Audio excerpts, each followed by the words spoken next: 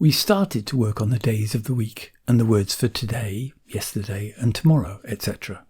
We didn't learn them in the neat day-by-day order. It's important to know these words in random order, and if you know them in random order, then saying them in the day-by-day order is easy, as you'll see in this clip. 月、火、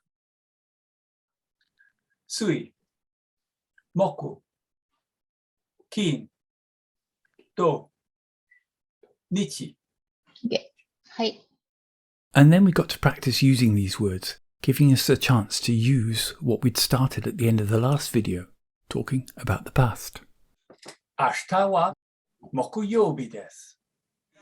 おとといは何曜日でしたか?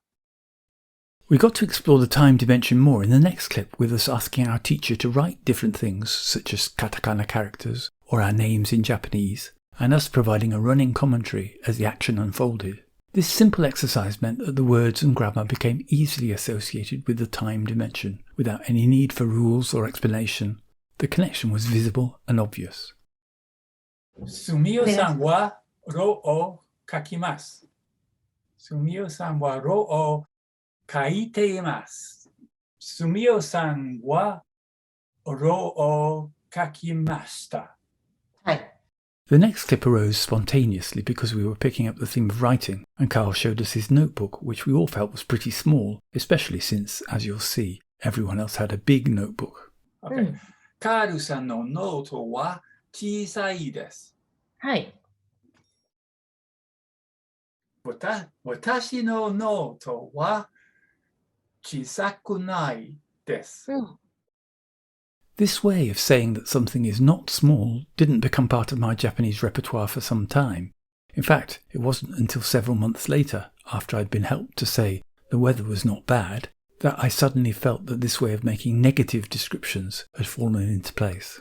This is to be expected. Our mental representations of language grow gradually over time, piece by piece, extending themselves and adapting themselves as we experience the language.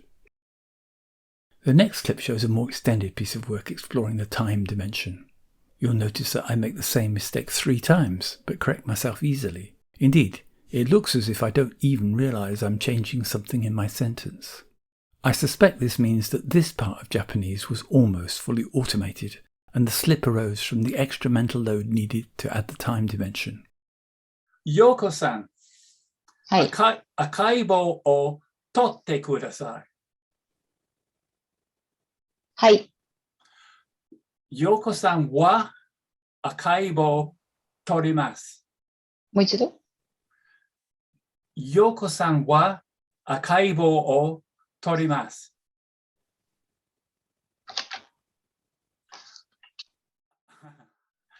ようこさんは赤い棒を取っています。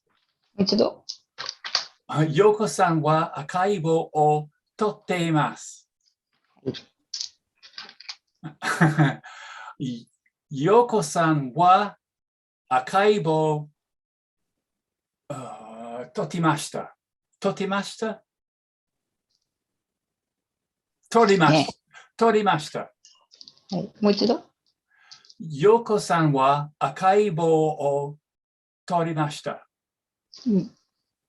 I wasn't working out what to say using any rules, because no one had given me any rules. If anything, I was creating rules for myself, just by the experience of saying these words along with the situation unfolding. Though the word rules really is misleading. Rule building isn't at all what this process feels like. I think it's a far more piecemeal and intuitive process. Something like, oh, maybe this thing goes with that one.